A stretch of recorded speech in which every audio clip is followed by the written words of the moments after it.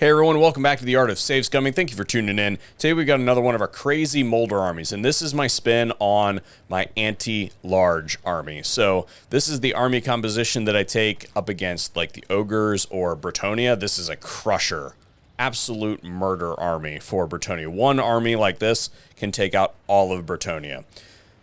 That said, we've taken that normal army that I would normally run for those few instances, and I've souped it up to the max in the Flesh Laboratory. We'll cover the Flesh Laboratory augments at the end of the video after we win this battle, but we've got a Warlock Master, our campaign map actors, so assassinate characters, block armies, and then also this guy's going to give us end-turn replenishment if we need it. 9 Storm Vermin Halberds, 2 Deathglow Bombardiers, 2 Rattling Guns, and 5 Warp Lightning Cannons. We got a whole bunch of banners here that we've distributed as necessary. We're going to order up some Menace Belows.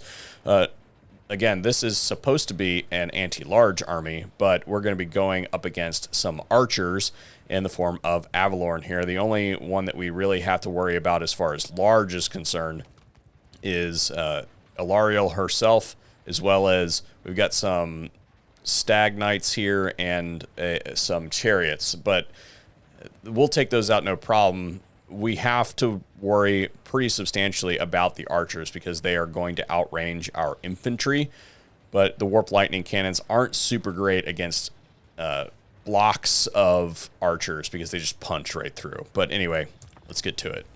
This is not a fantastic map for this, which is going to be even better as far as like the test case is going to be. So I think what we're going to do is we're going to have to retreat a little bit here. So we're just going to set up the formation, then we'll move it so you guys can see what it is that I'm doing. So we take these Rattling Guns, set them up just slightly spaced. We'll put each of our guys like this. And then we're going to take this guy and put him up front. This guy, put him up front. Then I'm going to take the Deathglow Bombardiers and put them right behind them like this. We're going to take both those guys and put them off fire at will. And then these guys back here, I know that these ones do not have a banner on them, so we're going to go ahead and put them behind. And then we should have these 4 to work with over here. And we're just going to take them and make ourselves a little a little circle of spears here. And then this guy is going to run up and wreak havoc. He is Vanguard deploy. Oh, wait a minute. This whole army is Vanguard deploy. I forgot about that. I'm just going to set this up kind of like this. Although, because we can get up against that that barrier there, we're going to go ahead and remove these guys, and we'll just stack them.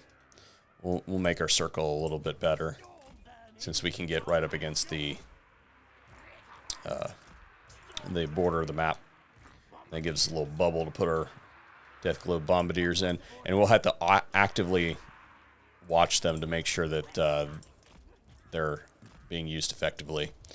And I think you guys understand how this goes. We're going to create a funnel for the enemy infantry and anything that comes in, and hopefully we can get Alariel to come in early here.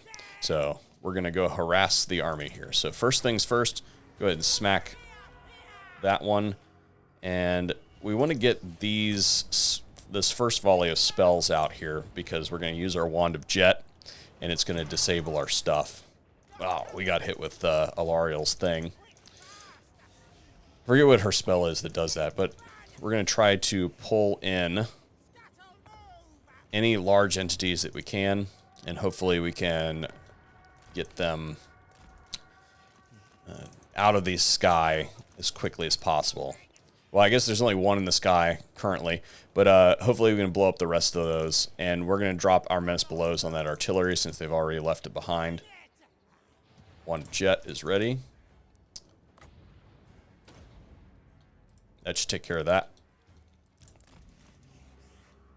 I don't think she's going to come in, so I have to deal with it all at once. Now, as you can pretty much surmise, if you were going up against like Bretonnia or something like that, you'd be getting hit with all kinds of cavalry all at once. And that wall that we created basically allows continuous cav charges at our army, and they're just completely ineffective. So the enemy cavalry will hit these. We'll use the Deathglow Bombardiers to get a good angle. Kill that cavalry because it can't get through, and then anything that funnels up the front just gets shredded by the rattling guns. All right, we got Alariel coming in here. I'm not going to be able to use my Howling Warp Gale, I don't think. She's debuffing me. Maybe I'll get a chance. This is why you always use the overcasted version, because you get plenty of extra duration. She's done. So, level 42, Alariel, out of here. And now we just have to wait for the Warp Lightning Cannons to start taking down these archers. You can see some infantry coming in there getting smashed. And we're just going to harass this whole section, and hopefully we can keep them from firing a little bit.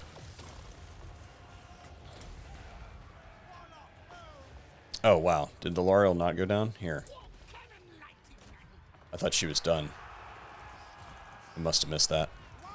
I'm going to use some more magic before we use our Wand of Jet again.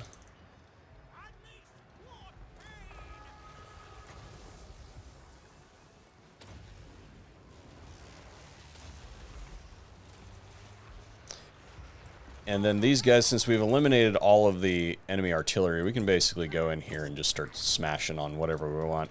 So this one we need to pull out of here because it is getting substantially damaged. If you were building this specifically to go up against High Elves, you would probably use the shielded variants.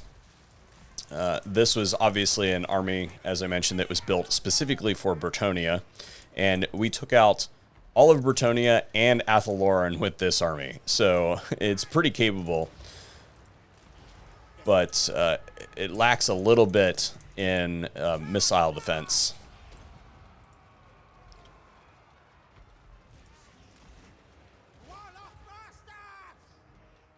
Okay, this is good. So we're going to go ahead and you guys got a clue already on one of the augments is. All right, that should be almost the army losses, I think. They look like they're getting ready to rout. Let's go ahead and send them. Yeah, there he goes. All right, so that was that. So any damaged units, we now go through and individually select them because you can't do it all at once because it is currently bugged. So that's a 150. This is a 160 unit. So these are all missing entities.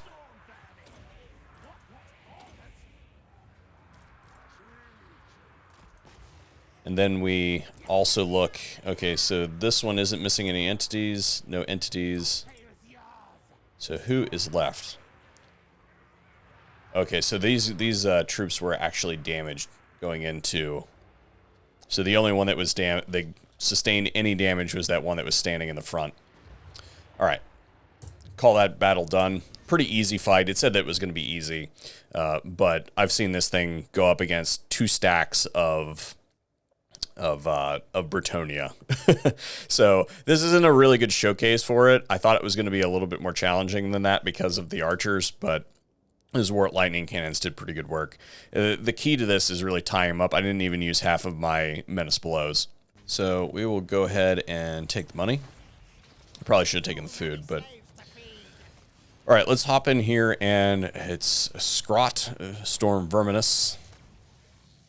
So that's this one. So if we look at the Storm Vermin, they are all carrying the Necroparasite, the physical resistance. So their melee attack is slightly reduced, but their physical resistance is increased by 20%. So unless they're shooting magic missiles at us or something like that, then those are being reduced in their effectiveness by 20%. And then we also have a melee defense. So yes, we got the speed, but the speed really wasn't the important part because of the stationary nature of this army.